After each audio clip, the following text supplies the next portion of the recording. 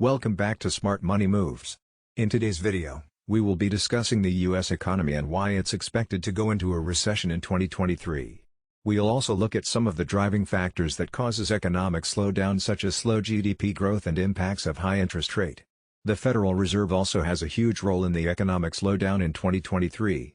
We will explore the role of Open Market Committee, FOMC, and how its decisions can drive economic changes. Finally, we will discuss on how investors can prepare for an upcoming recession and take advantage of it. This video is for educational purposes only. Let's start with the question, why is the U.S. economy likely to go into a recession in 2023? Well, the primary reason is that the U.S. economy is currently in a late stage of the business cycle. This means that the economy has been growing for an extended period. Inflation has ran rampant in the last year, and Federal Reserve is trying to raise interest rate to slow inflation to its 2% target. Decrease in inflation or deflation results into lower GDP growth. Negative GDP growth is often a sign of an economic recession or downturn, as it can lead to job losses, lower wages, and a decrease in the standard of living for many people.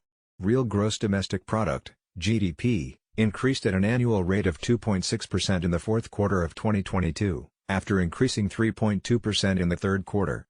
The Conference Board forecasts that economic weakness will intensify and spread more widely throughout the U.S. economy over the coming months, leading to a recession starting in mid-2023.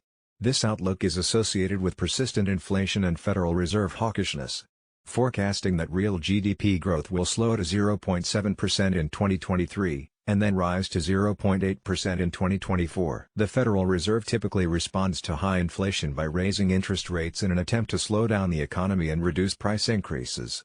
However, persistent inflation pressures may require even higher interest rates, resulting in more expensive loans for mortgages, auto loans, credit card borrowing, and business lending. This can cause companies to cancel new ventures and cut jobs, and consumers to reduce spending, leading to a possible recession. Recent data shows that inflation is slowing down more gradually than initially anticipated, which may prompt the Federal Reserve to raise interest rates further and keep them higher for longer to bring inflation down to their 2% target. FOMC officials ultimately voted to increase the benchmark borrowing rate by 0.25 percentage point in March, the ninth increase over the past year. That brought the Fed funds rate to a target range of 4.75% to 5%, its highest level since late 2007. Markets estimate one more quarter percentage point rate hike in May before a policy pivot where the Fed cuts before the end of the year. Such a move could increase the likelihood of a recession later this year. So, how can investors prepare for a recession and take advantage of it? Well, one strategy is to focus on defensive sectors of the economy, such as consumer staples, healthcare, and utilities.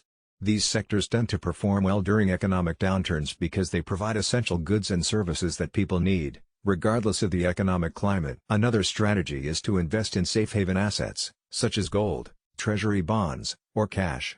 These assets tend to hold their value or even increase in value during economic downturns, as investors seek safe places to park their money. Finally, it's important to keep a long-term perspective and avoid making impulsive decisions based on short-term market movements.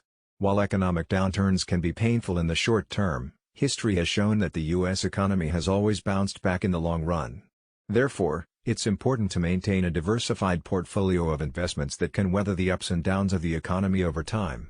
Also, economic slowdowns offer a great buying opportunity for blue-chip stocks and crypto that you believe in and want to be invested in for a long time. Always do your own due diligence. Thank you for watching.